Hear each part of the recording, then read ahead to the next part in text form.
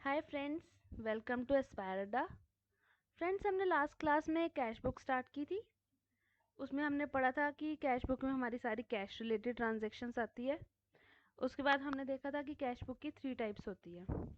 First one आपकी आती है सिंगल कॉलम कैश बुक, जिसमें आप सिर्फ एक ही कॉलम बनाते हैं। डेबिट साइड पे भी एक कॉलम, क्रेडिट साइड पे भी एक कॉलम। डेबिट साइड में सारी आपकी कैश रिसीट्स आ जाती है और क्रेडिट साइड पे आपकी सारी कैश की पेमेंट्स आ जाती है।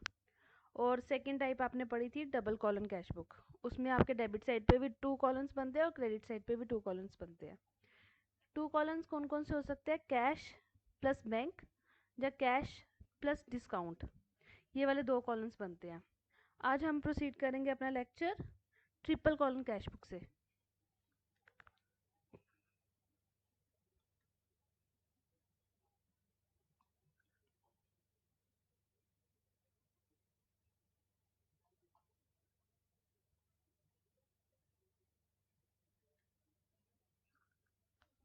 इसमें स्टूडेंट्स, इसमें ना हमारे 3 कॉलम्स बनते हैं। Cash plus bank plus discount, ये वाले 3 कॉलम्स इसके बनेंगे। इसमें हम 2 ट्रांजेक्शन्स ले लेंगे। एग्जाम्पल लेते हैं पहले।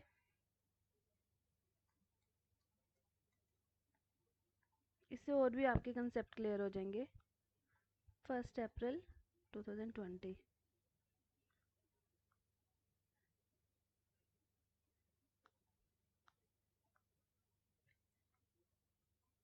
Payment made to mister X, आप कर रहे हो 5000।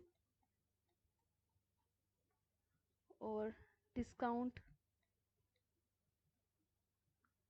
अलाउड बाय हिम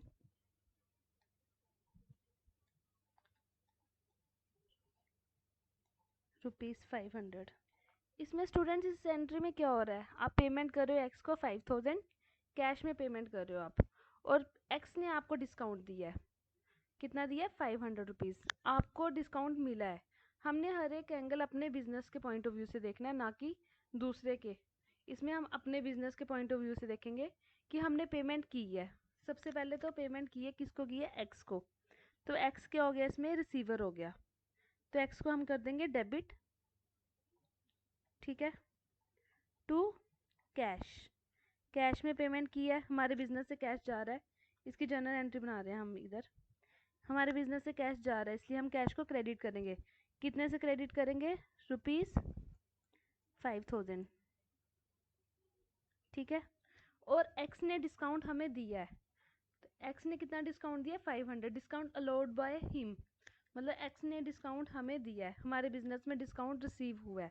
तो अगर हमें डिस्काउंट रिसीव होगा तो डिस्काउंट हमारा क्रेडिट हो जाएगा। रीज़न क्या है डिस्काउंट क्रेडिट होने का? क्योंकि डिस्काउंट रिसीव हमारे बिजनेस में इनकम होगी। और इनकम हमारा कौन सा अकाउंट होता है? ये हमारा हो गया नॉमिनल अकाउंट। नॉमिनल अकाउंट में हमने पढ़ा था credit all income and gains, इसलिए हम इसको क्रेडिट कर देंगे। और एक्स इसमें आ गया रिसीवर। हम एक्स को पेमेंट कर रहे हैं। एक्स कितनी पेमेंट कर रहे हैं? 5500। 5500 की हमने उसको पेमेंट करनी थी, लेकिन कैश में हमने उसको 5000 की पेमेंट की है, प्लस हमें डिस्काउंट मिला 500 रुपीज़ का। फर्स्ट एंट्री ये आ गई स्टूडेंट्स आपकी। सेकेंड एंट्री हम लेंगे अब। 6 अप्रैल को लेते हैं, 2020।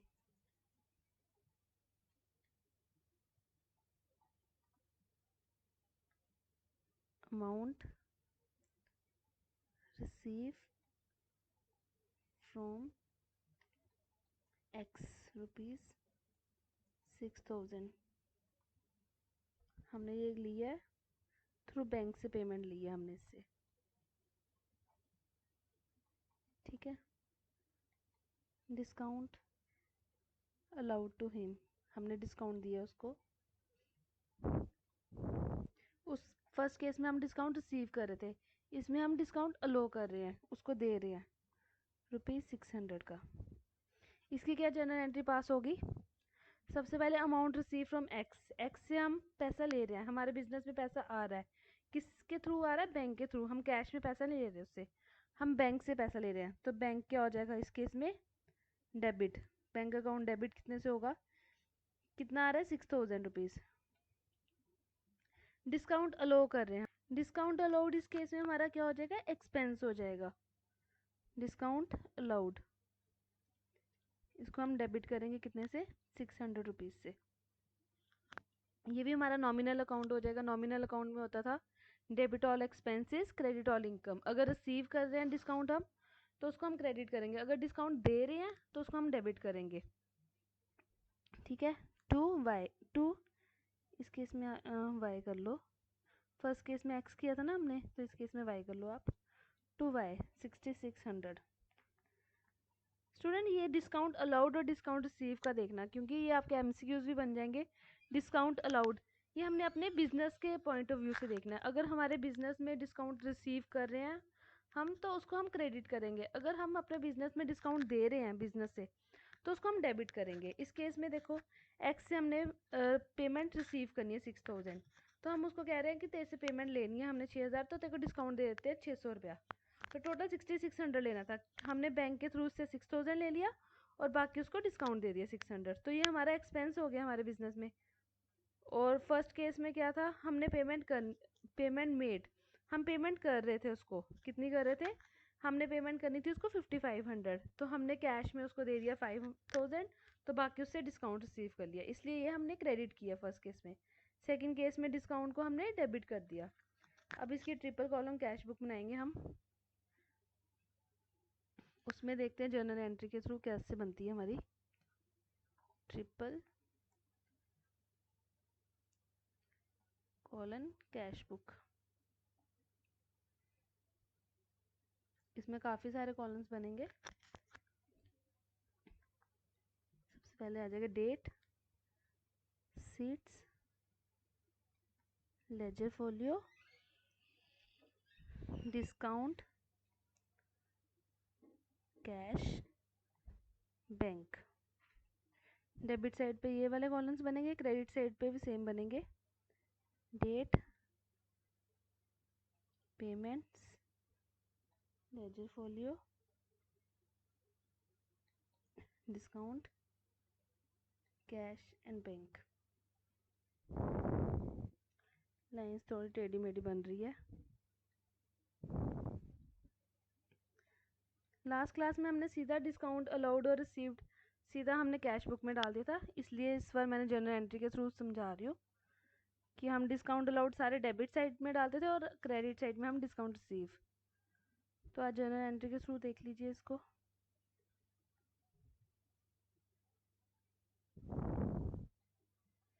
फर्स्ट एंट्री आपकी थी, फर्स्ट एंट्री ये आपकी रही जर्नल एंट्री।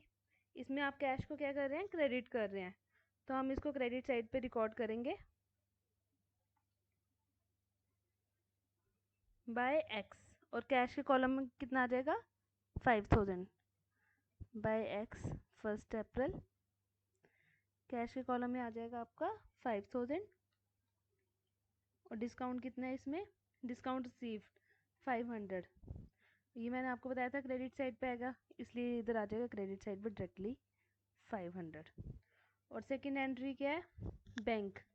बैंक इधर कौन सी साइड आ रहा है स्टूडेंट्स, डेबिट साइड पे आ रहा है, तो हम इसको डेबिट साइड पे अपने बुक करेंगे। टू वाई, कौन सी डेट को है, 6 अप्रैल को। बैंक में कितना है 6000, तो हम इसको बैंक में कितना रिकॉर्ड करेंगे 6000। डिस्काउंट अलाउड को क्या किया हुआ हमने इधर डेबिट किया हुआ, इसलिए ये हमारा डेबिट साइड पे आ जाएगा 600। उसके बाद स्टूडेंट हम इसकी बैलेंसिंग करेंगे, बैलेंसिंग अच्छे से समझ लीजिए।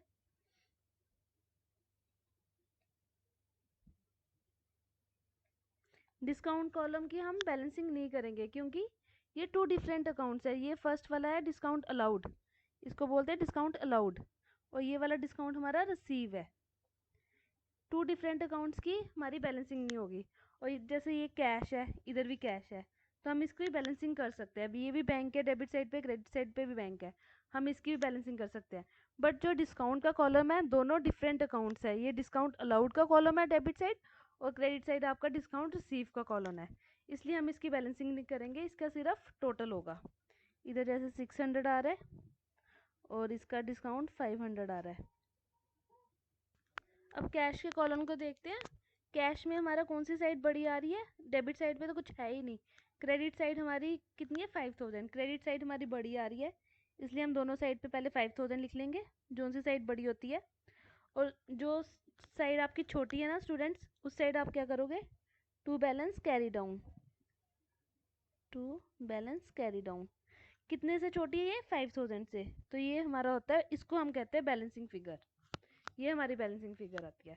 अब वैसे बैंक का कॉलम देखो, डेबिट साइड पे 6000 आ रहा है और क्रेडिट साइड पे कुछ भी नहीं है, तो हमारी कौन सी साइड बड़ी आ रही है? Debit side. इसलिए दोनों साइड्स का टोटल हमारा हो जाएगा 6000 और बाय बैलेंस कैरी डाउन कितना हो जाएगा? 6000 से आ जाएगा हमारा आंसर।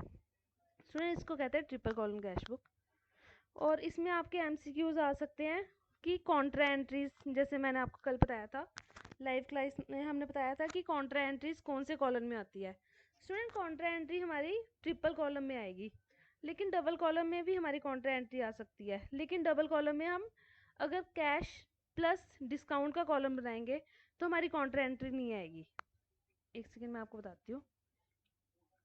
अगर आप डबल कॉलम कैश बुक बनाते हैं तो उधर आपके दो अकाउंट्स बनते हैं, कैश और बैंक का अगर कॉलम बनेगा तो आपकी कॉन्ट्रा एंट्री आएगी। अगर आप कैश और डिस्काउंट का कॉलम बनाएंगे तो आपकी कॉन्ट्रा एंट्री उधर होगी। The answer is no. इसलिए आपकी कॉन्ट्रा एंट्री हमेशा कहाँ पे आएगी? ट्रिपल कॉलम में, क्योंकि इसमें cash plus bank plus discount ये तीन कॉलम बने ही बनेंगे। अगर ये तीन कॉलम नहीं बनेंगे तो आपकी ट्रिपल कॉलम कैश बुक नहीं होगी। तो उनका पॉइंट यही था कि अगर कैश और डिस्काउंट का कॉलम आपका डबल कॉलम कैश बुक में आता है तो फिर आपकी Contra entry double column cash book में नहीं आएगी। आने को तो आ भी सकती है, बट उनका पॉइंट यही है कि अगर कैश और डिस्काउंट आता है तो आपकी कॉन्ट्रा एंट्री इसमें नहीं आएगी, वो हमेशा आपकी ट्रिपल कॉलम कैश बुक में आएगी। कॉन्ट्रा एंट्री का कंसेप्ट आपको मैंने लास्ट क्लास में पढ़ा दिया था। ये तीन टाइप्स हमारी खत्म हो गया है, single column, double column and triple column cash book. अब हम एक और टाइप की कैश बुक देखेंगे, petty cash book. Petty cash book. Student जितने भी हमारे छोटे मोटे खर्चे होते हैं ना, जैसे मतलब नाश्ते का खर्चा, चाय पानी का खर्चा, पोस्टेज, स्टैम्प, इसके लिए हम मेन कैशियर को तंग नहीं करते। हम क्या करते हैं कि एक पैटी कैशियर को अपॉइंट कर लेते हैं। मेन कैशियर पैटी कैशियर को अपॉइंट करता है, वो ये वाले छोटे मोटे खर्चे करता है, नाश्ते का, चाय पानी का। अब क्योंकि अगर ये वाले खर्चे मेन कैशियर करना शुरू हो गया तो वो ओवर बर्डन हो जाएगा। रिसीट्स पेमेंट काटेगा, जब मतलब पेमेंट परचेज ये चढ़ाएगा मेन कैशियर की, ये छोटे मोटे खर्चे करेगा, 10-20 रुपए वाले खर्चे। तो इसलिए वो क्या करता है कि पैटी कैशियर को अपॉइंट करता है। तो उसके लिए एक सिस्टम बनाया जाता है जिसको कहते हैं इम्प्रेस सिस्टम। आज वो इम्प्रेस सिस्टम हम पढ़ेंगे। इम्प्रेस सिस्टम, इसमें एक मेन कैशियर है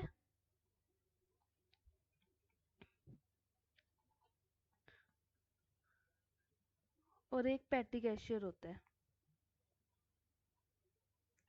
मेन कैशियर क्या करता है स्टूडेंट? वो क्या करता है, पैटी कैशियर को मंथ के स्टार्ट में क्या करता है, 1000 रुपीज़ दे देता है। 1000 ले लो, 500 ले लो, कुछ भी हो सकता है ये अमाउंट, ठीक है, वो दे देता है। तो पैटी कैशियर क्या करता है कि पूरा हफ्ता या महीना वो खर्चा करते रहता है। जैसे नाश्ते का खर्चा कर लिया उसने, कोई क्लाइंट आया, चाय पानी का, पोस्टेज का, फेयर कोई देना है किसी को, तो ये ऐसे छोटे मोटे खर्चे करते रहता है। तो at the end of the month उसके लग जाते हैं सपोज 980 रुपीज़ लग जाते हैं, उसके पास बैलेंस रह जाता है 20 रुपीज़। तो वो मंथ के एंड में मेन कैशियर को अपना पूरा रिपोर्ट देता है, एनालिटिकल रिपोर्ट कह सकते हैं इसको आप, एनालिटिकल रिपोर्ट देता है कि भाई मेरे इतने पैसे लग गया, 980 रुपीज़ लग गया, मेरे पास 20 रुपीज़ बैलेंस पड़ा है। तो मेन कैशियर क्या करेगा, फिर से इसको 980 रुपीज़ दे देगा। 20 रुपीज़ इसके पास बैलेंस पड़ा है, प्लस 980 रुपीज़ दे देगा कि इसके पास 1000 रुपीज़ फिर से हो जाए। मतलब 1000 रुपीज़ का बैलेंस उसके पास रखेगा कि उसका बैलेंस कम ना हो और तू छोटे मोटे खर्चे करते रहे, मेरे सिर पे टेंशन मत दे इस चीज़ की इतनी। अगर ये वाली टेंशन भी वो लेने लग पड़ा तो वो पागल हो जाएगा।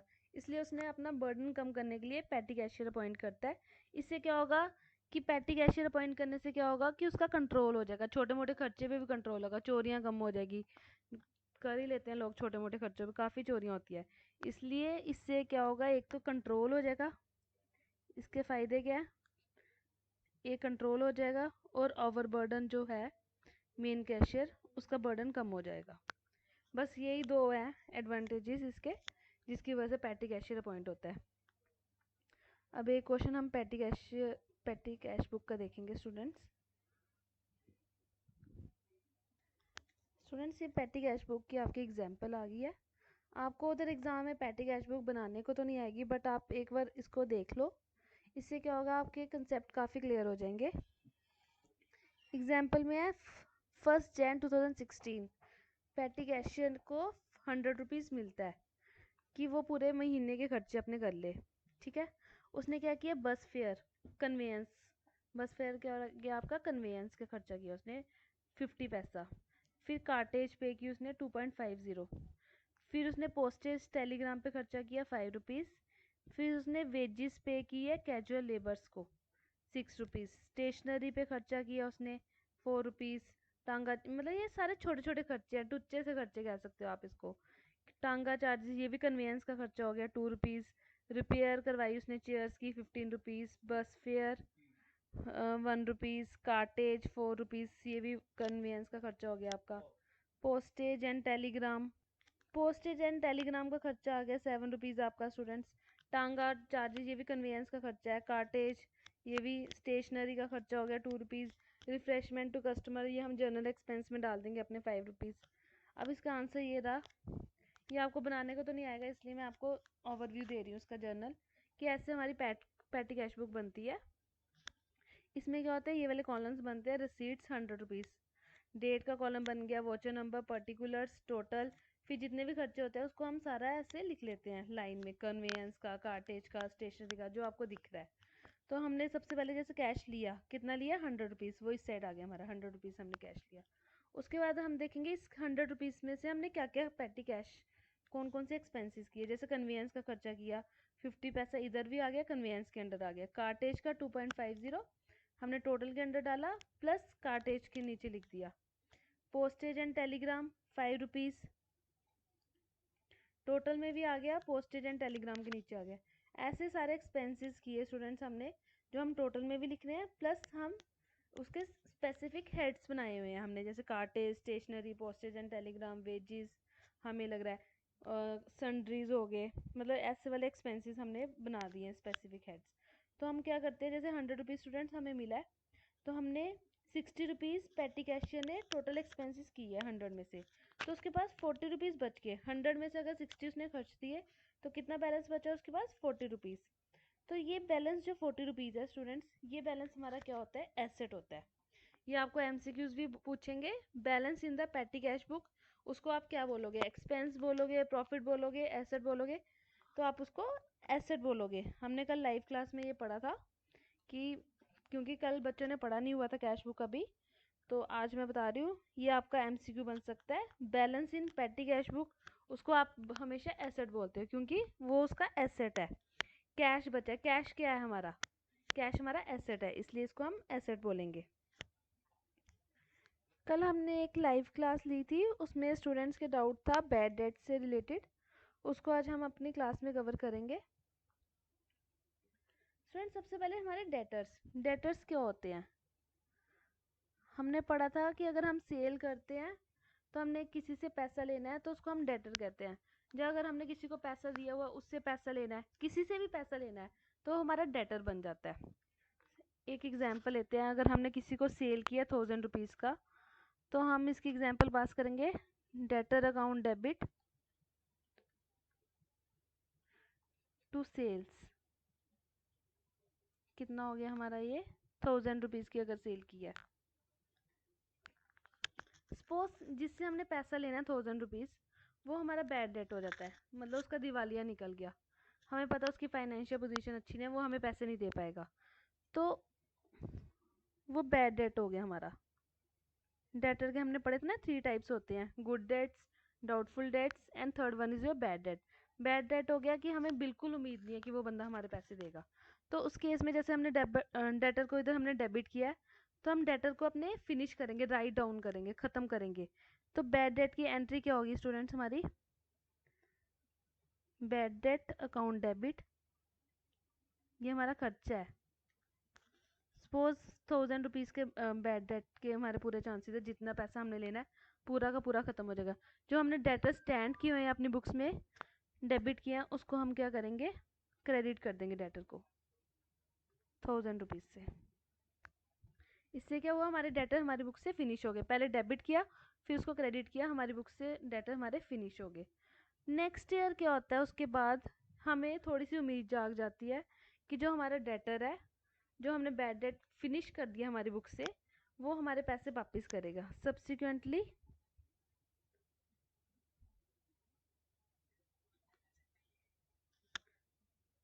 अमाउंट रिकवर्ड, मतलब उसने हमारे पैसे वापस कर दिए। तो इसकी क्या एंट्री होगी स्टूडेंट्स? कैश में उसने पैसा दिया हमें, कैश अकाउंट डेबिट। सपोज उसने खाली 600 दिए, 400 तो हमारे ख़त्म ही हो गए ना बिल्कुल। 600 हमें पैसे मिल जाते हैं, जो हमारे 1000 रुपीज़ डूबे हुए थे, हमें उम्मीद है कि वो 600 हमें पैसे वापस कर देगा। हम क्या करेंगे, कैश अकाउंट डेबिट 600 से कि कैश आया टू, मतलब पक्का ही है कि वो हमारे पैसे वापस कर देगा। बैड डेट रिकवर्ड अकाउंट 600 से हो जाएगा। स्टूडेंट ये वाली 3 एंट्रीज है, ये अगर आपको क्रैम करना तो आप क्रैम भी कर सकते हैं, क्योंकि आपको एमसीक्यूज आ सकते हैं कि अगर बैड डेट की एंट्री है उसमें आपको डेटर को आप क्या बोल सकते हैं, ट्रेड रिसीवेबल भी बोल सकते हैं स्टूडेंट। उसमें आपको पूछ सकते हैं बैड डेट की एंट्री में ट्रेड रिसीवेबल को हम क्रेडिट करेंगे, the answer is yes. Credit किसको करेंगे, ट्रेड रिसीवेबल को। और सेकंड आपको ये वाला एमसीक्यू पूछ सकते हैं कि अगर आपको बाद में पैसे मिल जाते हैं, बैड डेट होने के बाद में अगर आपको पैसे मिलते हैं तो आप क्रेडिट किसको करेंगे, answer is bad debt recovered account. ये 2 एमसीक्यूज आपके बन सकते हैं। अगर आपको इसको क्रैम करना है, जैसे समझना है, जैसे मर्जी आप देख लीजिए। स्टूडेंट्स आज की क्लास हम इधर ही फिनिश करते हैं। Thank you.